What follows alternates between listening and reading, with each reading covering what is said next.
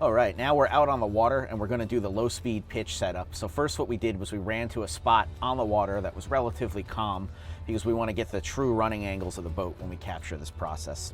What we're going to do first, make sure the coast is clear, put the boat just in gear, and it's important that you do this because if you do not, the tabs may auto retract.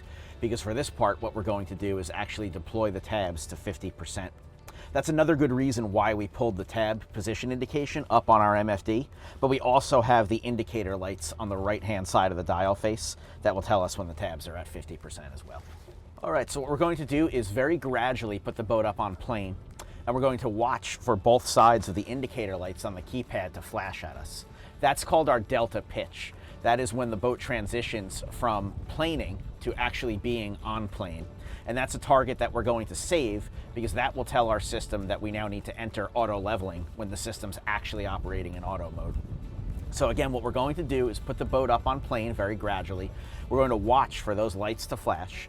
And then when those lights do flash, we're going to do a press and hold of the dim button on the keypad to store that position. It's very important when doing this that we don't overshoot. We don't want to over throttle too fast and run into a situation where we store a point that is beyond that triggered flash. So again, you want to watch for that flash, hold that position, store it, and then we're ready to move on to the next step. All right, now we've captured the low speed pitch setup. So the next step is going to be to capture the high speed pitch setup. So first thing that we're going to do, I like to bring the boat back to neutral. Some people like to keep running the boat, but the important thing is you want the tabs to be fully retracted during this process. Because our system will auto retract at slow speeds or when in neutral if N2K is connected, you can also just press the bow up button and hold it in the center of the keypad until the tabs are fully retracted. What we're going to do at this point is actually run the boat at wide open throttle. And when we get there and we settle in at the fastest possible speed and the lowest possible typical pitch angle of the boat, we're going to press and hold the dim button to record that. Before we start this process, what we do is we do another bump of the dial to get into the high-speed pitch setup, and then we can begin. All right, now we're going to go wide open throttle in a straight line, and once the bow is settled in at our top speed, we will press and hold the dim button to store the high-speed pitch position.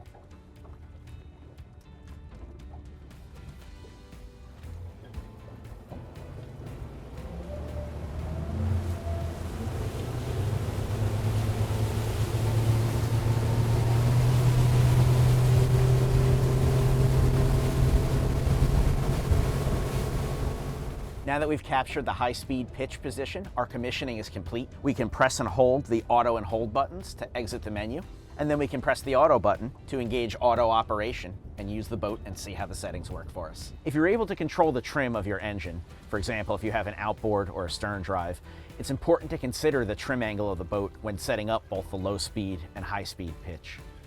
In a manual trim setting, you want to make sure that your trim angle on the engine is kept where it normally would be when you're operating the boat.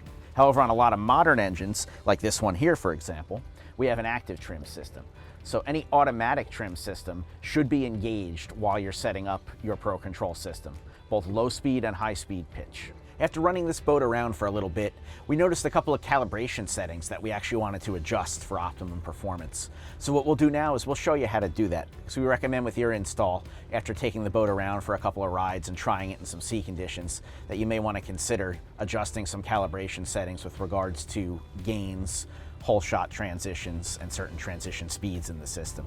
To do that, what we're going to do is press the auto, hold, and dim buttons simultaneously on the keypad, and that will enter that calibration menu. All right, now we're back at the dock, and the only thing left to do is to key off the ignition and wrap up the installation. This step is very important. When you key off the ignition for the vessel, you want to make sure that the battery switch remains on. This will put the system into standby mode, and this will trigger all the commission settings that you just set up out on the water to actually store and save into the system so it does not re-enter commissioning mode every time you go back on the water. You want to wait at least 90 seconds after turning off your key before powering off your battery switch. You also want to be mindful as well, some systems will get powered off through the binnacle itself, depending on your engine manufacturer. On behalf of the crew here at Lenco, thank you very much for taking the time to watch this installation and commissioning video. If you have any questions, please feel free to check out lencomarine.navico.com, where you can find all sorts of resources, including owner's manuals and links to videos as well. Thank you very much.